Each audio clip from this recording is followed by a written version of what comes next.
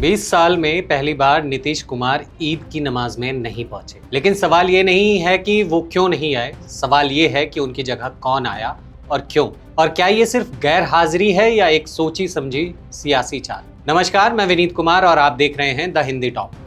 और आज हम आपको बिहार की राजनीति के उस बड़े संकेत को समझाने जा रहे हैं जो आने वाले महीनों में सत्ता की तस्वीर को पूरी तरह से बदल सकता है। पटना के गांधी मैदान में इस बार ईद का मंजर अलग था। बारिश के बीच हजारों लोगों ने नमाज अदा की। सुरक्षा के कड़े इंतजाम थे, लेकिन सबसे ज्यादा चर्चा में रही मुख्यमंत्री नीतीश कुमार की गैर हाजिरी। पिछले करीब 20 सालों में ऐसा पहली बार हुआ है जब वो खुद ईद के मौके पर गांधी मैदान नहीं पहुंचे। लेकिन कहानी यहाँ पर खत्म नहीं होती, क्योंकि उनकी जगह पहुंचे उनके बेटे निशांत कुमार। और यही वो पल था जिसने साफ कर दिया कि जेडीयू अब सिर्फ आज की राजनीति नहीं बल्कि कल की रणनीति भी तैयार कर रही है। निशांत कुमार का वहां पहुंचना कोई औपचारिकता नहीं था, वो पूरे सीएम सिक्योरिटी कवर के साथ पहुंचे। जेडीयू के वरिष्ठ नेता उनके साथ मौजूद रहे। मंच पर मुस्लिम नेताओं ने उनका स्वागत किया। यानी ये सिर्फ प्रतिनिधित्व नहीं था, ये ट्रस्ट ट्रांसफर था, नीतीश से निशांत तक।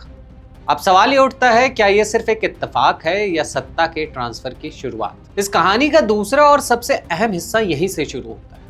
गांधी मैदान से निकलने के बाद निशांत कुमार सीधे पहुंचे ललन सिंह के घर।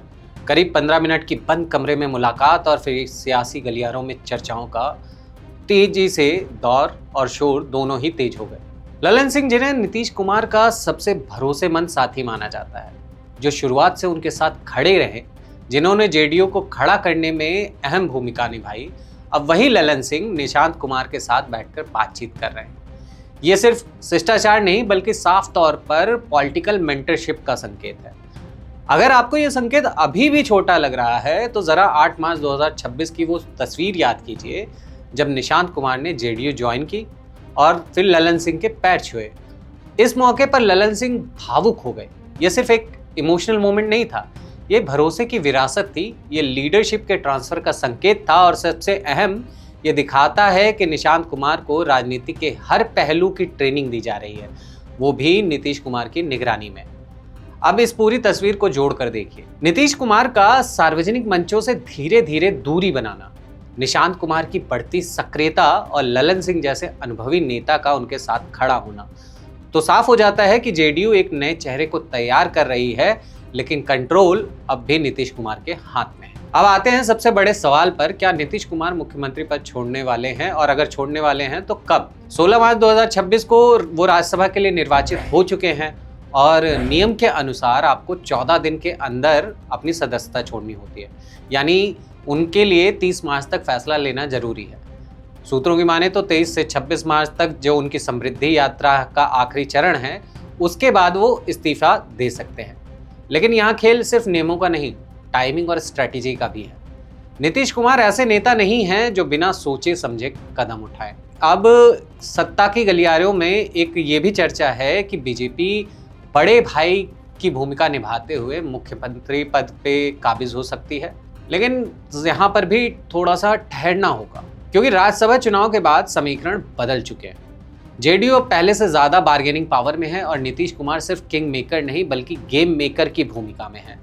तो एनडीए के अंदर संतुलन बनाए रखने की चाबी अब भी उनके पास है। और यही बात है कि बीजेपी में इस समय थोड़ी सी खलबली भी देखने को मिलती है। ऐसे में ये मान लेना कि बीजेपी को सीएम पद मिल ही जाएगा, ये थोड़ी सी जल्दबाजी होगी। असल में जेडीयू के पास अब भी विकल्प खुले हुए हैं। वो चाहें तो सत्ता संतुलन अपने हिसाब से सेट कर सकते हैं और निशांत कुमार जैसे नए चेहरे के जरिए भविष्य को भी सुरक्षित कर रहे हैं। यहाँ तक कि ये संभावना भी बनी हुई है कि नीतीश कुमार कुछ समय तक खुद मुख्यमंत्री बने रहें और ट्रांजिशन फेज में पूरी सत्ता को कंट्रोल करें, या फिर जेडीयू अपने ही चेहरे के साथ आगे बढ़े जहां निशांत कुमार की भूमिका और बड़ी हो सके। यानी साफ है, चेहरे बदलते नजर आ रहे हैं, लेकिन खेल अभी खुला है और पत्ते अब भी जेडीयू के हाथ में है। बिहार की राजनीति में जो कुछ दिख रहा है वो सिर्फ एक बदलाव नहीं है, ये एक स्मार्ट ट्रांजिशन है जहां अनुभव और नई पीढ़ी साथ साथ आगे बढ़ रहे हैं। नीतीश कुमार भले पीछे हटते नजर आए, लेकिन असली सवाल यही है, क्या वो सच में पीछे हट रहे हैं या सिर्फ खेल का एंगल बदल रहे हैं। और निशांत कुमार की बात करें तो क्या वो अगला चेहरा बनेंगे या अभी उनकी तैयारी जारी है। कमेंट में बताइए, क्या बिहार में नया चेहरा पुराना कंट्रोल मॉडल चलने वाला है और ऐसी ही अन्य वीडियोस के लिए आप हमारे चैनल द हिंदी टॉप को सब्सक्राइब करें और हमें आप फेसबुक, इंस्टाग्राम और ट्विटर पर भी फॉलो कर सकते हैं। धन्यवाद। Audio Jungle.